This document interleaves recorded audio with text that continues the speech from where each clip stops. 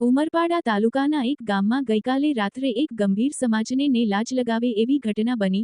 લગ્ન પ્રસંગમાંથી ઘરે પરત ફરી રહેલી એક સગીરા પર 4 જેટલા નરાધમોએ સામૂહિક દુષ્કર્મ આચર્યું હતું. સગીરાની ફરિયાદ બાદ ઉમરપાડા પોલીસે ચારેય નરાધમોને ગણતરીના કલાકોમાં ઝડપી પાડી આગળની કાર્યવાહી હાથ ધરી હતી. ઉમરપાડા તાલુકાના એક ગામની આશરે 14 વર્ષની એક સગીરા નજીકના સગાના લગ્ન પ્રસંગમાં પોતાના પરિવાર સાથે ગઈ હતી. રાત્રિના ડીજેનો પ્રસંગ પતાવી આ સગીરા ચાલતી ચાલતી એકલી પોતાના ઘરે જઈ રહી હતી. દરમિયાન 4 જેટલા સગીરાના ઓળખીતા નરાધમો જેઓ ડીજેના કાર્યક્રમમાં હાજર હતા સગીરાને એકલી જતી જોઈ તેનો પીછો કર્યો હતો અને તેને બળજબરીપૂર્વક ગાડી પર બેસાડી જંગલ વિસ્તારમાં અવાવરૂ જગ્યા પર લઈ ગયા હતા. અને ચારેય નરાધમોએ એક પછી એક સગીરા પર દુષ્કર્મ આચર્યું હતું. ઘટના બાદ સગીરા યેનકેન પ્રકારે ઘરે પહોંચી હતી અને પરિવારને સમગ્ર ઘટના બાબતે જાણ કરી હતી. ઘટનાને લઈ સગીરાનું પરિવાર તરત પોલીસ મથકે પહોંચ્યું હતું અને પોલીસને સમગ્ર ઘટનાની જાણ કરી હતી. પોલીસને ઘટનાની જાણ થતાં જ પોલીસ તરત એક્શન મોડમાં આવી હતી. જિલ્લા પોલીસ વડા સહિતનો પોલીસ કાફલો ઘટનાસ્થળે પહોંચ્યો હતો અને તરત ચારેય દુષ્કર્મ આચરનાર નરાધમને રાઉન્ડ અપ કરી લીધા હતા અને પોલીસ ફરિયાદ નોંધવામાં આવી હતી.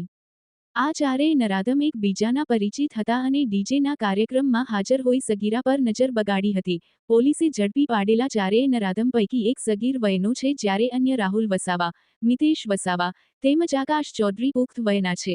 જે પૈકી મિતેશ વસાવા પરિણીત છે અને 2 બાળકોનો પિતા છે જ્યારે આકાશ ચૌધરી પણ પરિણીત છે અને એક બાળકનો પિતા છે. હાલ પોલીસે એક સગીર સહિત 3 આરોપીઓ વિરુદ્ધ દુષ્કર્મ તેમજ પોક્સો એક્ટ હેઠળ ગુનો નોંધી આગળની તપાસ હાથ ધરી છે. જગદીશ સાટિયા, ન્યૂઝ 14 ઉમરપાડા. ઉમરપાડા પોલીસ સ્ટેશનમાં ગઈકાલે એક ગંભીર બનાવ બનેલ. જે બનાવની અંદર ઉમરપાડા પોલીસ સ્ટેશનનો એક વિસ્તાર છે જ્યાં એક લગ્ન પ્રસંગ હતો અને લગ્ન પ્રસંગ પૂર્ણ કર્યા બાદ જે સગીરા છે એ પોતાના ઘરે જતી હતી. એ દરમિયાન આ જે આરોપીઓ છે એને એનો પીછો કરી અને એક અવાવરૂ જગ્યા છે ત્યાં એને પકડી અને સામૂહિક રીતે દુષ્કૃત્ય કરેલું. જ્યારે યુવતીએ એમના પરિવારજનને જે કિશોરીએ વાત કરી ઘટના અંગેની તો તાત્કાલિક એના પરિવારજનોએ પોલીસનો સંપર્ક કરેલો અને આ ઘટનાને ખૂબ જ ગંભીરતાથી લઈ તાત્કાલિક અમે લોકો તમામ ટીમ સાથે ઉમરપાડા પહોંચી ગયેલા અને આની અંદર સંડોવાયેલા જે આરોપીઓ છે એ આરોપીઓની તાત્કાલિક ધરપકડ કરવામાં આવેલી. જે આરોપીઓ છે એ લોકોનું ડિટેલ ઇન્ટ્રોગેશન કરવામાં આવેલું છે અને ગુનો દાખલ કરી તપાસ જે છે એ ઉમરપાડા પીઆઈ જે મોડ કરી રહ્યા છે. એનું સુપરવિઝન જે છે એ ઇન્ચાર્જ એસડીપીઓ જે બીકે વનાર છે એ કરી રહ્યા છે. આની અંદર એફએસએલ અધિકારીઓની મદદ લઈ રહ્યા છીએ, મેડિકલ એક્સપર્ટ અને અમારી તમામ જે સંયુક્ત રીતે ટીમ જે છે એ મહેનત કરી રહી છે.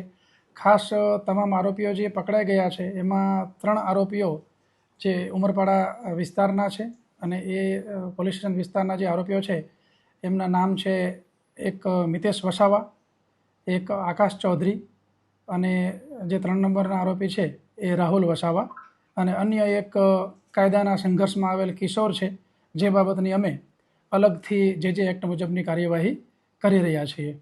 ખાસ બનાવ સ્થળના પંચનામા, એના મેડિકલ પુરાવા અને સંપૂર્ણ તપાસ વૈજ્ઞાનિક ઢબે થાય અને કોઈ પણ પુરાવો છૂટી ન જાય અને જે આરોપીઓ છે એમને સખતમાં સખત સજા થાય એ પ્રકારની કાર્યવાહી કરી રહ્યા છીએ.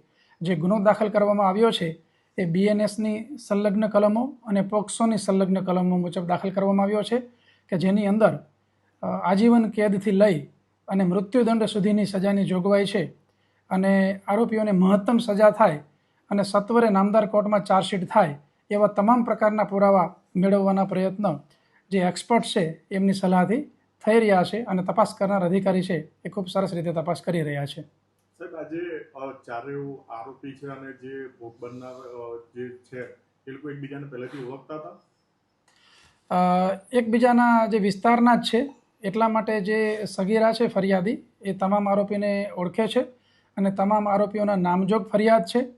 જે પૈકીના જે 3 છે એ પુખ્ત વયના છે અને ધરપકડ કરી લેવામાં આવેલી છે અને અન્ય એક મેં આપને જણાવ્યું એ મુજબ કાયદાના સંઘર્ષમાં આવેલ કિશોર છે જેની અલગથી કાયદાકીય કાર્યવાહી થઈ રહી છે. સર, પ્રી પ્લાન હતો પહેલેથી એ લોકોએ આ કરવાનું છે એવું નક્કી કરી રાખેલું હતું કે અચાનક?